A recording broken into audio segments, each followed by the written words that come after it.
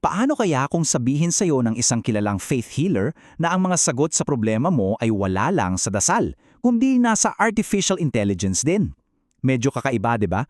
Sa pagsusuri natin ngayon, sisilipin natin ang misteryosong mundo ni Narciso Olelo, isang tao na pinagsasama ang luma at bago, ang pananampalataya at ang teknolohiya. Dumiretso na kayo sa AI kasi nandoon ang kasagutan.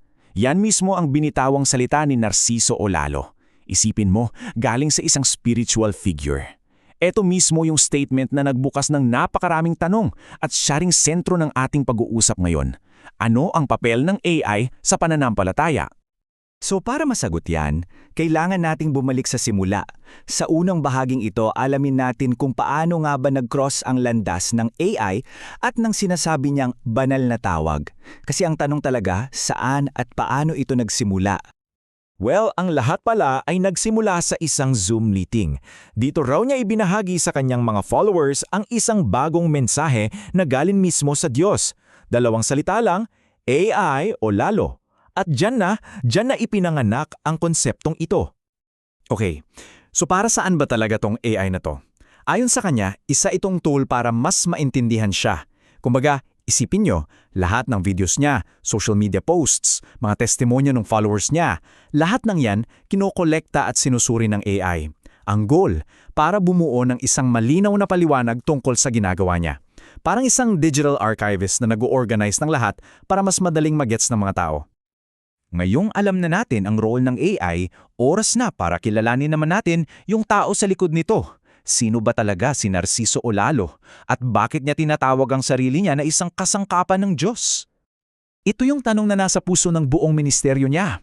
At ang sagot, galing mismo sa sarili niyang pagpapakilala. At dito, napaka-specific niya. Nililinaw niya na hindi raw siya propeta at hindi rin siya mensahero. Ang tawag daw sa kanya ng Diyos ay calling. Ibig sabihin, siya yung mismong daluyan, yung instrumento na ginagamit para direktang maiparating ang mensahe. Napaka-importante ng pagkakaibang yan sa pag-unawa sa kanya. At itong quote na to na sinasabi niya ang galing mismo sa Diyos, ang parang nagsiseal the deal sa role niya. Ang punto, hindi siya ang bida. Isa lang siyang kasangkapan. Ito talaga yung pundasyon ng lahat ng pinaniniwala niya at ng kanyang mga tagasunod. So kung instrumento lang siya, ano naman yung mensahe na pinaparating niya? Dito na tayo sa esensya ng kanyang mga turo at umiikot ito sa isang konsepto, pananampalatayang walang hinihintay na kapalit. Ito ang pinaka-core ng turo niya, yung konsepto ng conditional faith. Ayon sa kanya, ang isa sa pinakaayaw daw ng Diyos ay yung pananampalatayang transactional. Yung naniniwala ka kasi may inaasahan kang makuha, lalo na mga material na bagay. At para daw makamit yung pabor ng Diyos, may tatlong simpleng bagay lang na hinihingi. Una, pagsisihan ang mga kasalanan.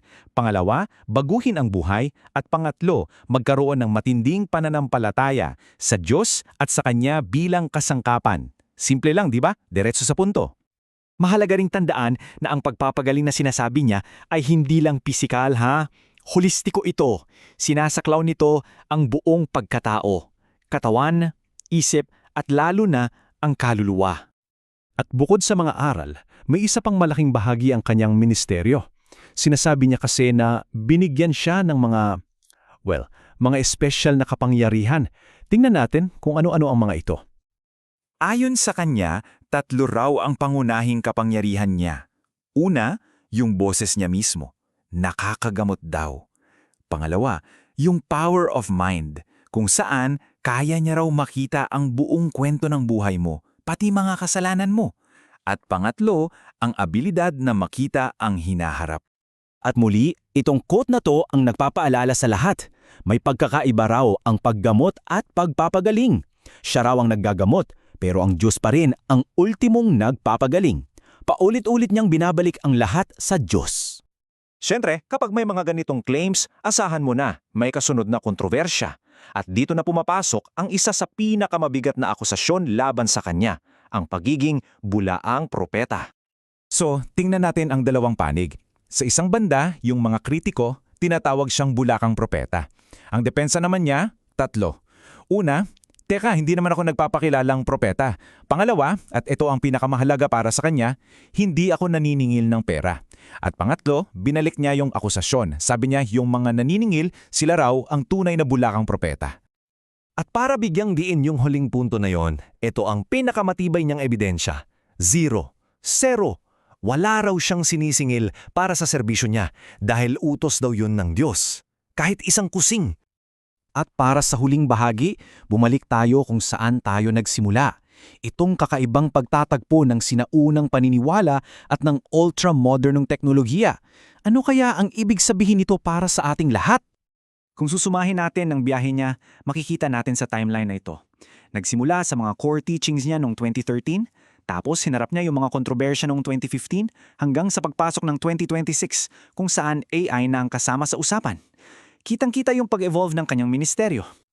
At dito natin iiwan ang lahat. Alam nyo, ang kwento ni Narciso Olalo ay hindi lang tungkol sa isang tao. Para itong salamin ng panahon natin ngayon, kung saan ang mundo ng spiritual at ng digital, nagbabanggaan, nagsasanib. Habang lalong lumalakas ang impluensya ng AI, paano kaya nito babaguhin hindi lang ang pananampalataya, kundi ang mismong paraan natin ng paniniwala? Yan ang tanong na, sa tingin ko, tayong lahat ang kailangang mag-isip.